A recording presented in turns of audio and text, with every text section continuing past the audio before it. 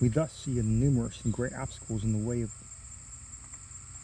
pieces being torn off through the simple agency of thorns, yet we are required to believe that not only one piece, but that many have been so torn. And one part too was the hem of the frock. Another piece was the part of the skirt, not the hem. That is to say, was torn completely out through the agency of thorns from the unedged interior of the dress.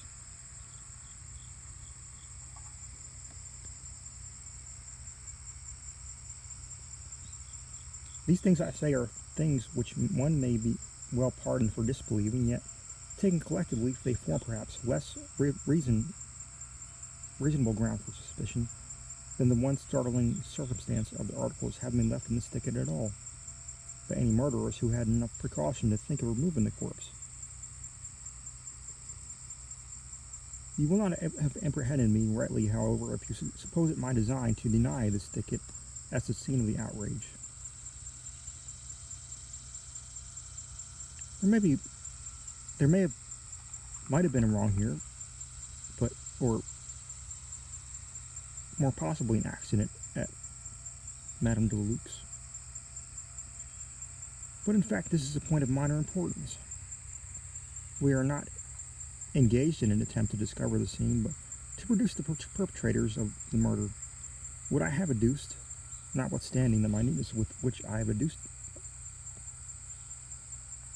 has been the view, first, to show the folly of the positive and headlong assertions of Le Soleil, but secondly and chiefly to bring you, by the most natural route, to a further contemplation of the doubt whether this assassination has or has not been the work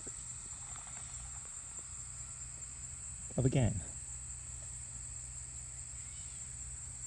We will assume this question by mere allusion to the revolting details of the surgeon examined at the inquest. It is only necessary to say that his published inferences in regard to the number of ruffians have been properly ridiculed as unjust and totally baseless by all the reputable anatomists in Paris. Not that the matter might not have been as inferred, but that there was no ground for the inference. Was there not much for another?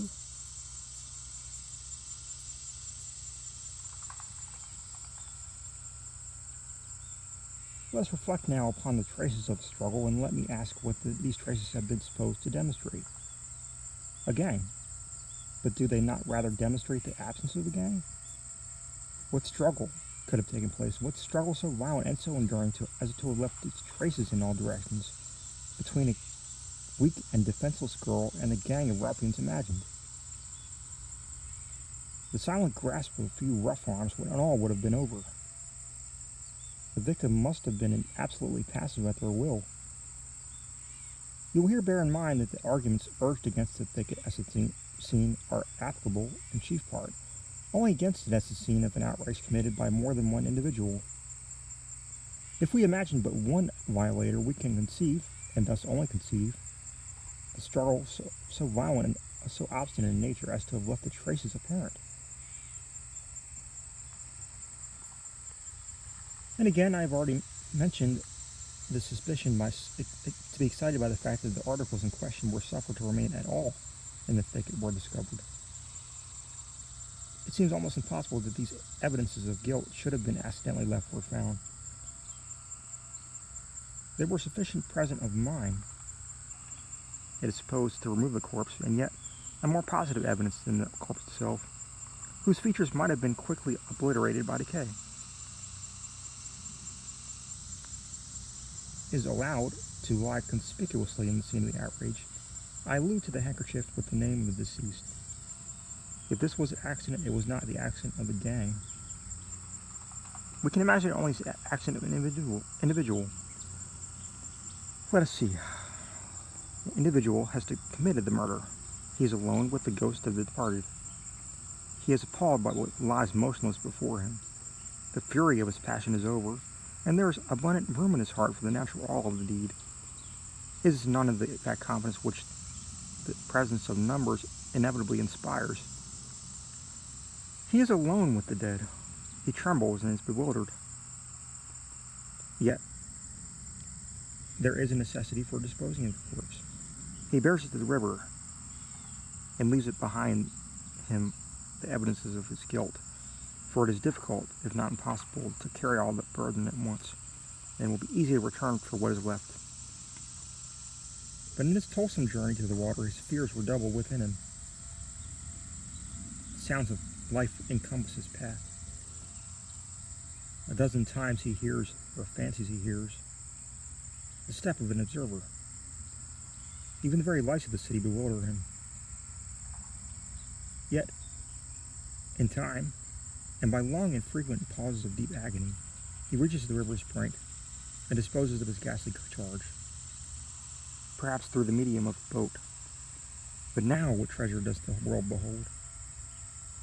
What threat of vengeance could it hold out, which would have the power to urge that return of the lonely murderer over that toilsome and perilous path to the thicket and its blood-chilling recollections? He returns not, let the consequences be what they may. He could not have returned if he would. His sole thought is immediate escape. He turns his back forever upon those dreadful shrubberies and flees as from the wrath to come. But how with the gang? Their number would have inspired them with confidence, if indeed confidence is ever wanting in the breast of the errant blackguard. And if errant blackguards alone are the supposed gangs ever constituted, their number, I say, would have prevented the bewildered and unreasoning terror which I have imagined to paralyze a single man. Could we suppose an oversight in one or two or three, or this oversight would have been remedied by a fourth? They would have had nothing left behind them, for the number would have enabled them to carry all at once. There would have been no need of return. Consider now the circumstance that in the outer garment of the corpse were found a slip, about a foot wide, had been torn upward from the bottom hem to the waist, wound 3 times around the waist, and secured by a sort of hitch in the back. This was done with the obvious design of affording a handle by which to carry the body. But would any number of men have dreamed of resorting to such an expedient? 2, 3, or 4, the limbs of the corpse would have afforded not only a sufficient but the best possible hold.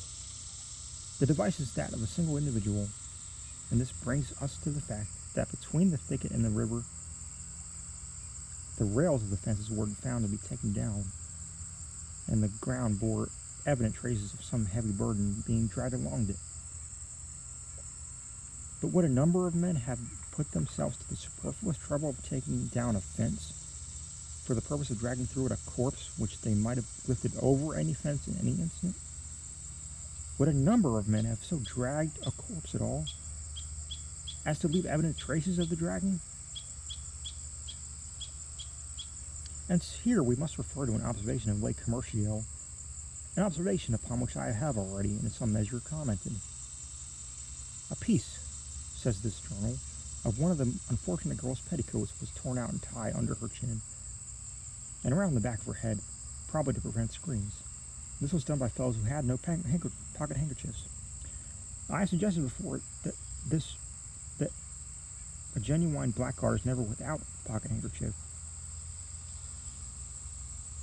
But it is not to this fact that I now especially advert, that it was not through want of a handkerchief for the purpose imagined by Le Commercial that this bandage was employed.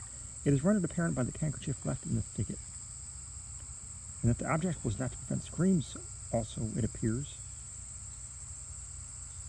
from the bandage having been employed in preference to what would so much better have answered the purpose. But the language of the evidence speaks of the strip in question as found around the neck, fitted loosely and secured with a hard knot. These words are sufficiently vague, but differ materially from those of Le Commercial. The slip was 18 inches wide, and therefore, although of muslin, would form a strong man when folded or rumpled longitudinally. And thus rumpled it was discovered. My inference is this. The solitary murderer, having borne the corpse for some distance, whether from a thicket or elsewhere, by means of a bandage hitched around its middle,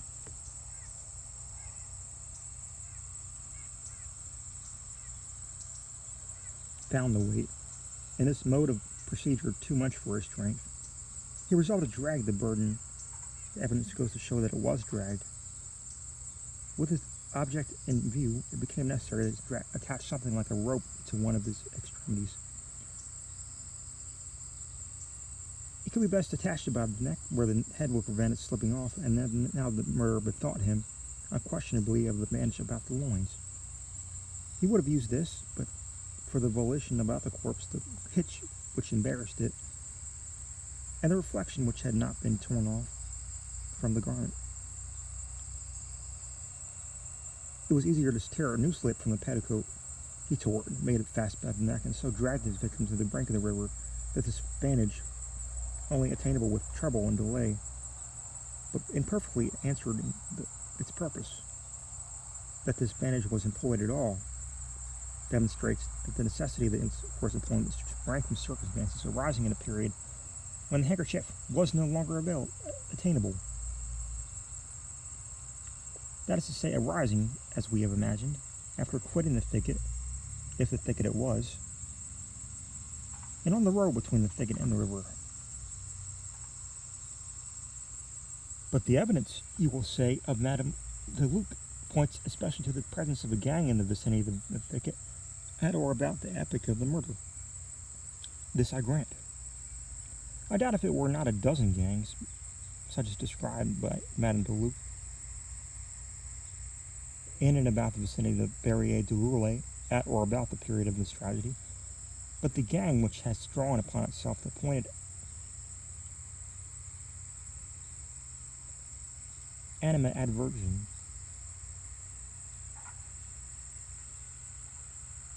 although the somewhat tardy and very suspicious evidence of Madame de Luc is the only gang which represented by the honest and scrupulous old lady as having eaten her cakes and swallowed her brandy, without putting themselves to the trouble of making her payment.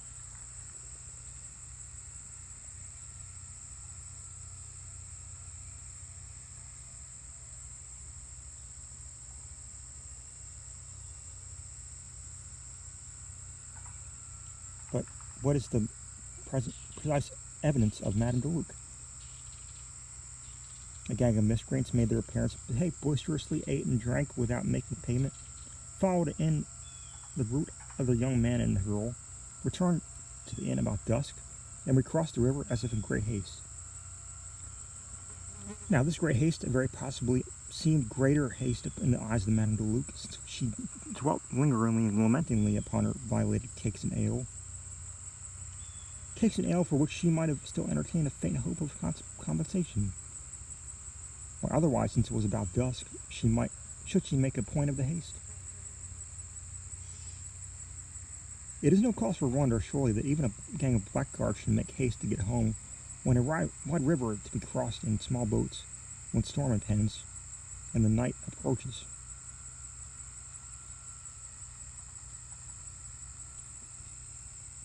I say approaches, for the night had not yet arrived. It was only about dusk that the indecent haste of this miscreant offended the sober eyes of Madame de Luc. But we are told that it was upon this very evening that Madame de Luc, as well as her eldest son, heard the screams of a female in the vicinity of the inn. And what words does Madame de Luc designate the period of the evening in which the screams were heard? It was soon after dark, she says. But soon after dark is at least dark or about dusk, as is certainly daylight. Thus it is abundantly clear that the gang quitted the Barriere du Roulette prior to the screams that were heard. Question mark? By Madame de Luc.